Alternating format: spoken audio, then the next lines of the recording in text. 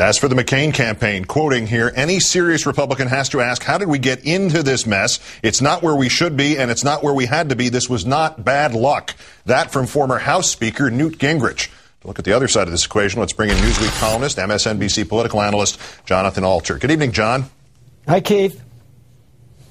For Senator McCain, this is the closing argument idea that Obama has raised here. McCain's argument is one of knots. He's not Bush. They shouldn't elect, the voters should not elect three democratically controlled parts of this government, and also they should not elect a tax-happy liberal. Is that it? Is that the closing argument? Here's what you don't do? Apparently it is, and this argument has failed. It hasn't worked. It's not as if John McCain hasn't been trying the argument for a while, Keith. And you could tell from Newt Gingrich's quote that there are a lot of Republicans who wish he would focus more on the future. People like Gingrich, whatever you think of what he did in government, he's always talking about things like nanotechnology, or he just wrote an article with John Kerry about more evidence-based medicine and the need for that.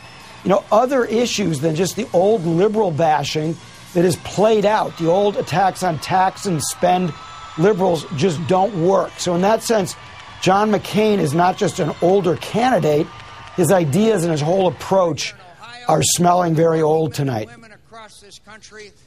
Is the geography here, the physical logistics, the story at this point that both candidates are campaigning almost exclusively in states that George Bush won 4 years ago? I mean, when McCain literally is defending turf, does that make any kind of cohesive final message even more difficult to craft, let alone sell? Well, remember, except for being in Pennsylvania, which he hopes to pick off from the Democrats, they won it the last time, and also New Hampshire, which went for John Kerry, and there's some indications that McCain has a connection there because he won two big primaries up in New Hampshire. Other than that, the McCain strategy is to win the Bush states, and so it's not surprising that he would try to go to the base and try to reproduce after all of these many months, reproduce that 2004 victory. The problem is that the Karl Rove playbook, even Karl Rove doesn't think that it's applicable to this year's election. So the only way for McCain to win at this point, and there still is a chance, is for one of two things to happen. Either for there to be some huge external event, and even that might not necessarily play to his benefit, although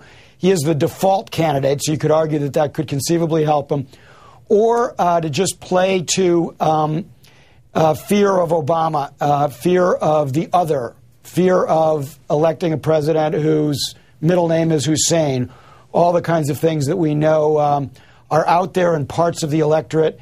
If they weren't, if Barack Obama was your usual vanilla candidate, this thing would be totally over.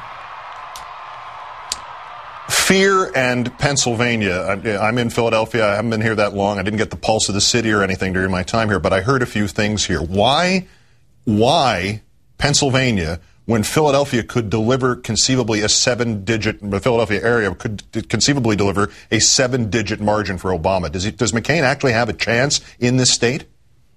Well, I think what they're playing on is the James Carville theory of Pennsylvania, that it's got Philadelphia on one side, Pittsburgh on the other, and is Alabama in the middle. And John McCain's going to win Alabama. They also noticed that even though he had several weeks, Obama did badly there in the primary. Even Philadelphia African Americans didn't turn out in overwhelming numbers for him. He didn't do particularly well in Montgomery County and Bucks County and those areas around Philadelphia.